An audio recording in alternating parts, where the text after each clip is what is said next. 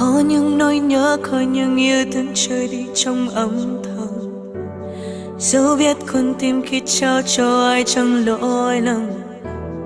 Mà người vô tâm chẳng biết vẫn có một người thầm nhớ ai. Usa ka buhulan na singer ang naghatag og dungog sa atong nasod human siya na piling grand winner sa Vietnam Idol kaniadtong tuig 2016. Siya si Janice bukong umas na ila sa TV screen name nga Janice Pong. Si Janice ang labing unang foreigner nga mikampyon sa mga kompetisyon din iyang gipildi ang libuan ka mga aspirant. Usa siya ka event performer sa nasod sa Vietnam sa taas ng katuigan o tuyo lang unta niya nga managhan ang iyahang gigs kung musalnot siya sa Vietnam Idol. Ato siyang mas ilailahon karmundaga ug dungan tang seran ang iyang sikreto sa kalampusan. Dinilang sa GMA Regional TV Live.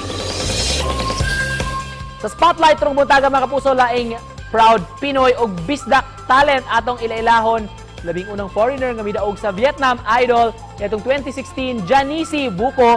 Maayong buntag, maupay na aga, Miss Janice. Very unique name. Maayong buntag sa tanang mga Bisaya. Hello, Sir Nico.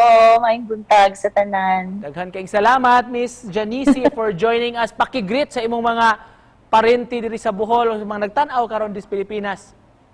Oh, maayong buntag sa tanang mga Bisaya nga nag-tune in karon sa GMA o kanang labi na sa akong mga parente diha sa Bohol, mga Migrinio family, Aranjuez family, Hontukan ug uban pa diha. Hello sa inyong tanan. O sa tanan-tanan nga nanood karon.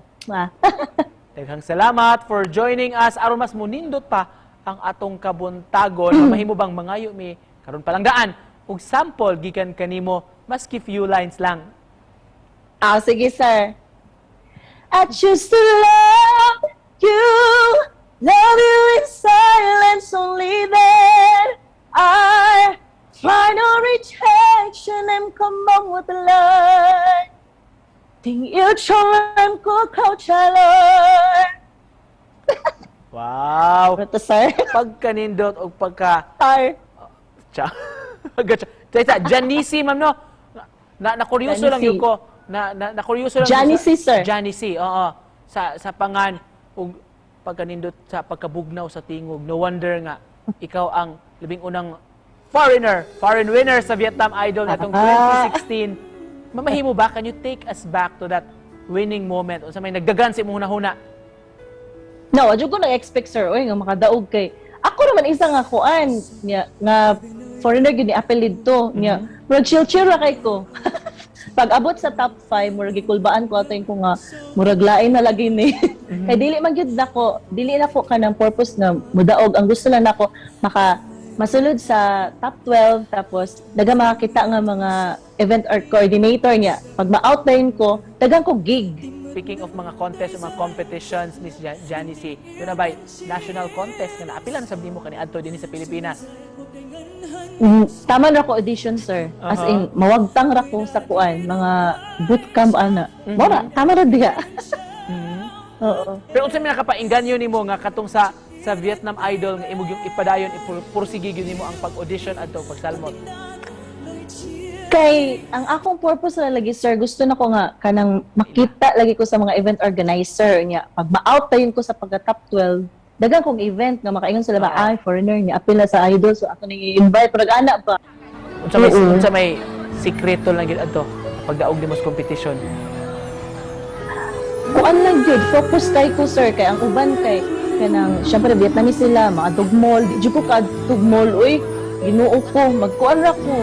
Basta gid sa kanang kay Vietnamese man lagi niya ang diction nila lisod kayo. Isa may nakapa-inspire nimo sa musika? Nagsugod ni siya 5 years old ko. As in 5 years old ko ato pinakauna na kong nikanta jud kog stage. Ako man nagpursige nga mo pakanta ko ninyo sa stage. Unsay tips nga buti mong ihatag sa mga aspiring singers nga nagtan-aw nato karon? Ang masulti lang nako sa mata ng mga aspiring singers, ayaw mo kaundang o kanang dream kung unsa inyong gusto, kung ganahan gyud mo nga mo kanta gyud padayon gyud mo, nya ayaw mo ka guol kung hintahay kay tanang singers dili man gyud parehas nga belter gyud. tan-a ka ng kung unsay gihatag sa Ginoo nimo mo na siyang i-enhance. Kung na kay nakatunan mi Janice sa imong journey padung sa Vietnam Idol hangtod karon, nagbuot nimong ipaambit nga mensahe sa atong mga viewers, makapuso nato nga nagtan-aw sa mga kini. Ang akong nakatunan gid atong journey nako sa idol kat kinahanglan gyud mag-focus gid ka. Focus ka kung gusto gid mo nga maabot gid ang nakay ka ng pangandoy nga abton gani. Mag-focus lang jud ka unya kanang ampo gid kanunay.